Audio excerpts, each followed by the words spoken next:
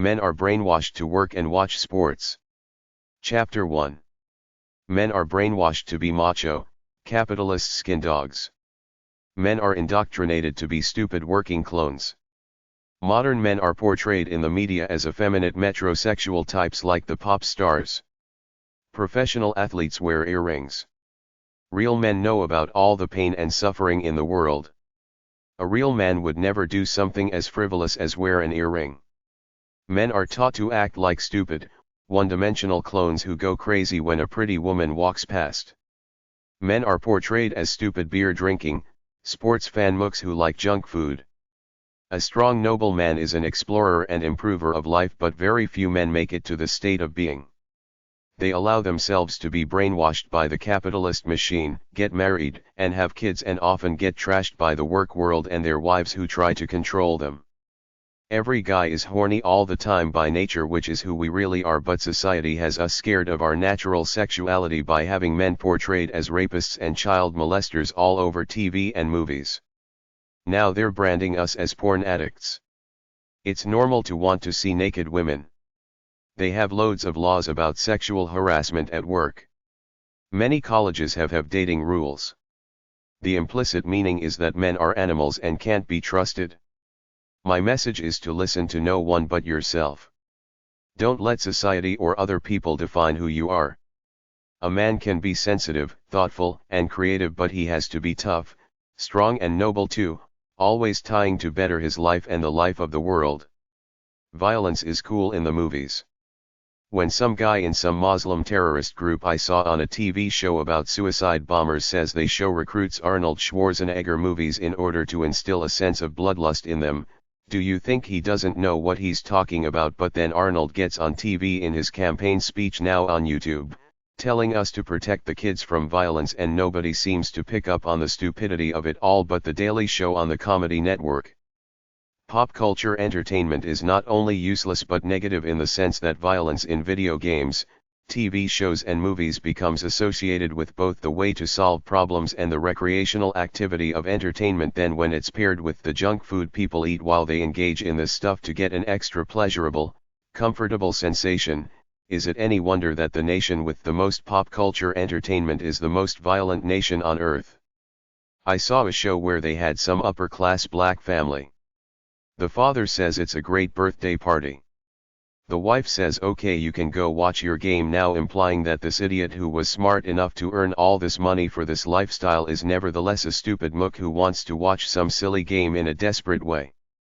And what about making everybody competitive and greedy, thinking it's the way to be, such that the cool people at school, the ones whose parents can afford the trendy clothes, get to separate themselves as the elite group and put down all the other not so fortunate plebeians out there? Then these poor kids, who see all these trendy clothes on TV, want them too, so they go out robbing and pillaging to get this stuff. Adults are like this too. The ones in the yuppie crowd think they're qualitatively superior to everyone else but never stop to think they're living a lie, that they've been brainwashed to follow some agenda that doesn't jive with the way they really are in their true souls. But since they get some status and disposable income out of the deal, they will waste their lives on their elitist attitudes, living in the box of their self-perceived superior socio-economic status rather than doing what they really want to do, probably something bohemian and free-spirited which will stay limited to those occasional fantasies here and there due to lack of guts. All them action-type fighting movies are there for the wrong reasons, to glorify violence and beat the other guy, not to develop yourself, to give it your all, to be the best you can be and unleash your spirit as a human being without competing with others or bashing the crap out of them, then standing on a pedestal as a hero or a champion. This shows how demented our society is when we praise the little guy Rocky when he beats this big Russian 50 pounds heavier than him to show American superiority, when you'd think we want to be friends so everybody wins and not act stupidly superior to others. Action movies are all the same. They don't raise my adrenaline levels or give me a thrill. They give me a laugh as to how stupid, one-dimensional, and cliched they are. They just promote violence in the world. I get a lot more by expending the energy inside through a tough workout. I saw one guy on a TV show talk about some action movie giving him an adrenaline rush. I thought to myself, what a fool. Some manufactured celluloid images are giving this guy an indoctrinated rush. How pacified and brainwashed can you be? Why don't you go out and run 10 miles or create something that comes from your soul rather than allowing yourself to be fed this phony pablum nonsense manufactured as intense, cutting-edge excitement by the corporate heads? Get real. Get a life, your life. Guys wearing earrings while kids are starving somewhere. The most obvious put on to me about men from the pop culture world is the earring bit.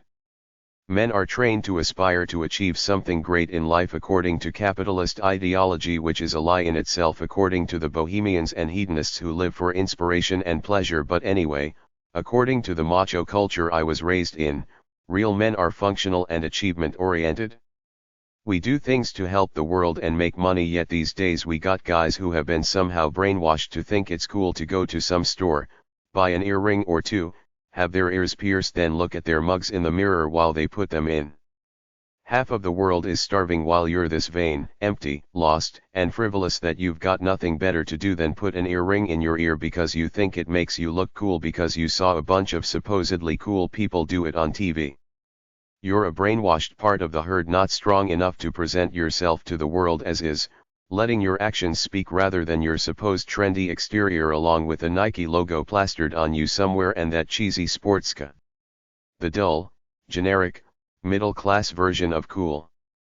On the afternoon talk shows, you got this one guy, who is the supposed wise man of our society, telling his middle-aged male guest that he is cheating on his wife and dishonoring all women everywhere by watching porno films, and I'm thinking to myself, what a hypocrite.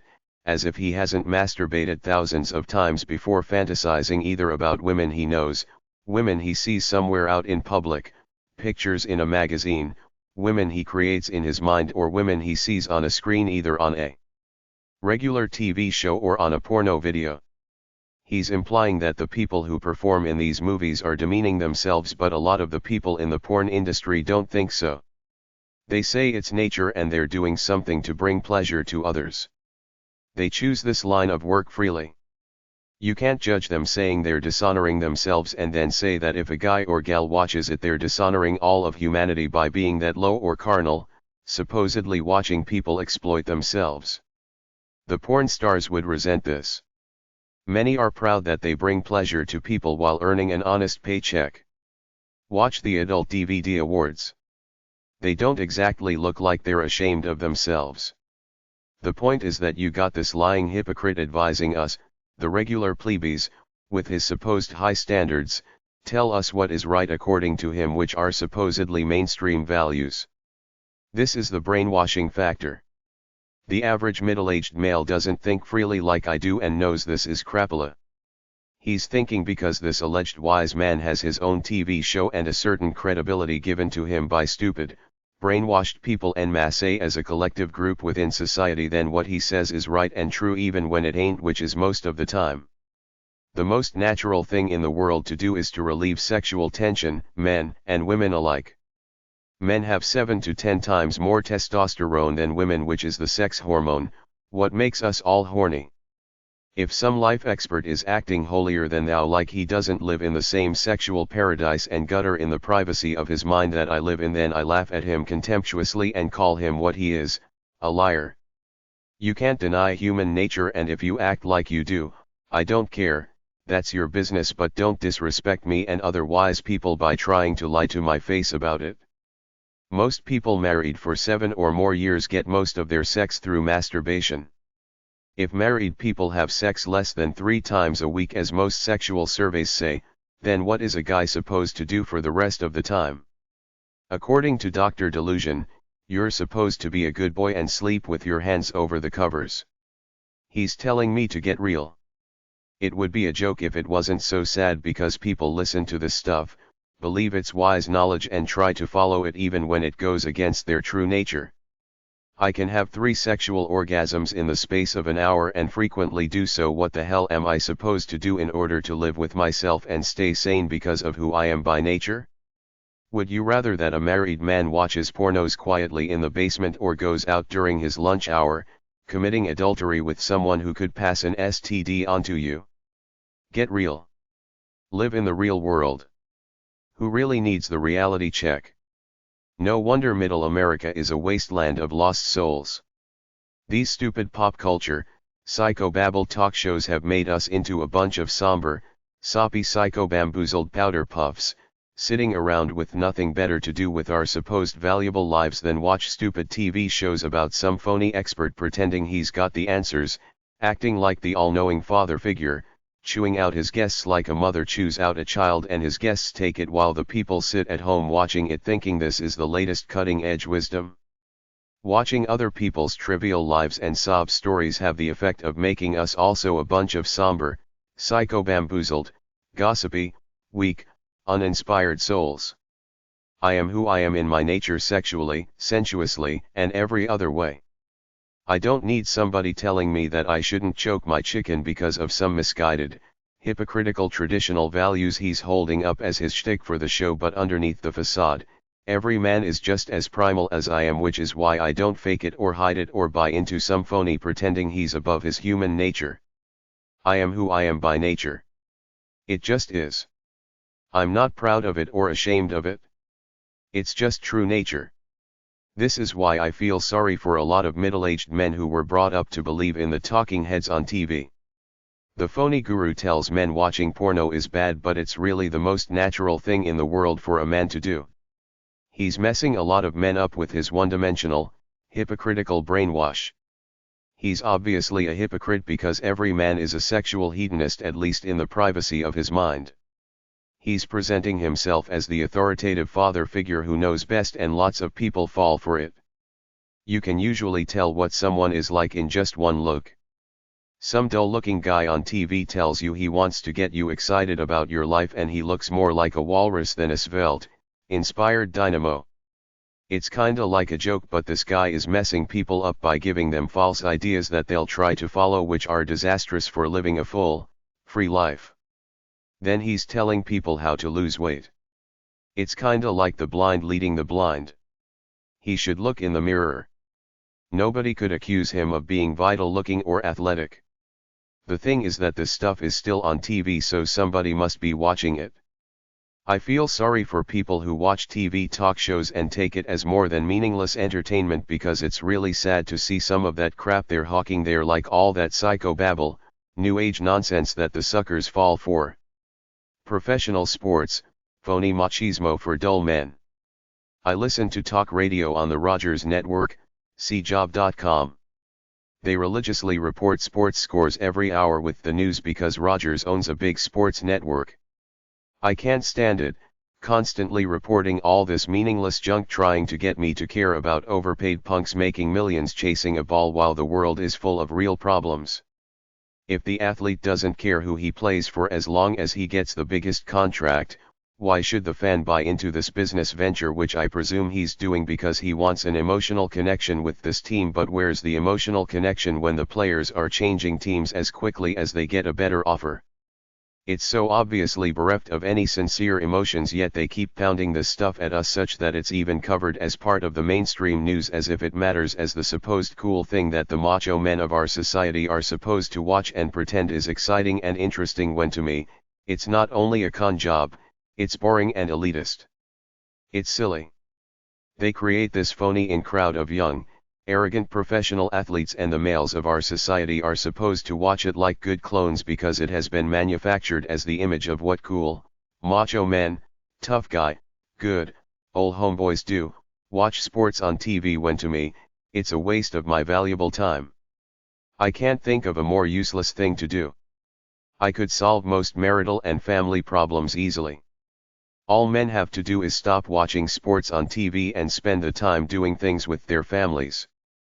Is your life that boring that you spend endless hours watching something so meaningless and useless while there are kids starving somewhere, or your kids want to talk to you and feel some love coming from you? Among unenlightened people, professional athletes have a higher status than people who actually work very hard to help others, like doctors, nurses, and teachers. There is something wrong here. Professional sports is frivolous entertainment. Doctors save lives. Teachers enlighten people. Professional sports pollutes a lot of kids' minds who dream of being a professional athlete with no scope on what their realistic chances are or what's really important in the world, which is performing a service to help people in a tangible way, not striving to be some pop culture star in one of those trivial pursuits that the sales machine dangles at us as the cutting edge of life. Men aren't allowed to be artists of their lives because it violates the code of acting stupid. I'm supposed to act like an unemotional, one-dimensional male, otherwise other men will try to put me in my place by saying I'm gay even though I'm straight. It's like you're not allowed to be yourself freely as a man unless you're gay, so a lot of men end up shutting off the emotional aesthetic parts of their lives and dedicate themselves to capitalism, status, action movies, video games, and professional sports. What a dull way to live. Enlightened people try to suck up whatever inspiration they can get from out there to keep themselves inspired so they can fulfill their inspired visions, but no, it's really all inside of themselves. While most people can watch a stupid sitcom then a great inspirational movie and not recognize any qualitative difference between the two, whereas the movie should have inspired them to pursue their life's journey with more passion and gusto, but they simply forget about it, turn the channel and watch something else. That's how desensitized we are to true works of inspiration. Hope, power and inspiration are the strengths of the soul which an enlightened person recognizes as his most valuable possessions and actively consciously strives to culture them to keep them high all the time. This is the purpose of life, yet I see very few people live by this code. I've hung around with the artsy-fartsy creative realm of the hippie artist for long enough and know all this stuff is well and good to experience life, but at the very least, it will very rarely pay your bills, nor does it do anything substantial for the world, which is why I will be the bohemian hippie free me, but I will be real, live by my basic practical roots and the power of inspired knowledge. Then at least I will know I'm doing something tangible and not just wasting my energy on generic creative diarrhea, which the world is overfull of, which is kinda useless in the grand scheme of things, silly generic things to occupy the masses even though it is big money for those who get the ratings. True art is trying to transcend life by trying to create a moment of perfect beauty or profound truth that captures the spirit of humanity and frees the artist from the bondage in his soul through which he feels he has to purge his unique message. James Joyce gave me the image of the artist freeing himself from the mundanity of life in that beach scene where Stephen Dedalus is throwing off his past. But how often do you see scenes like this that actually mean something about life? Almost never. The real me is some working class, second-generation immigrant country boy who wants to live a free hippie life doing creative things that help people in order to earn my cash whilst not answering to anyone on the planet beyond me. This is my version of a positive life, as it should be to anyone who wants to live out this ride the best way they can, unaffected by anyone but their real selves. Be real. Find something from your soul you can do that's real to you and real to others, and not just another piece of formulaic generic pop culture entertainment, something that either helps, entertains, or inspires people in a real, significant way. As you find yourself, your life converges to those few things that are truly artifacts of your soul that inspire you to make you feel good, while everything else moves into the realm of the random generic experience done for trivial amusement and entertainment but not important to the real you. I don't really need much anymore. There are only a few things left that I feel an intense need to do, but they make up for my lack of interest in most of the things in the generic mainstream pop culture world. I'm not going to shove it down anybody's throats, just tell you if you want to get real, get away from the world agenda for a while to search yourself for your first level dreams from the world to see if they're just illusions you borrowed from out there or actually the real you. Too many people chase illusions that they think are real, and then once they get there, realize it wasn't the real them in their souls. Get beyond your dreams from the world to find what you really feel in your soul.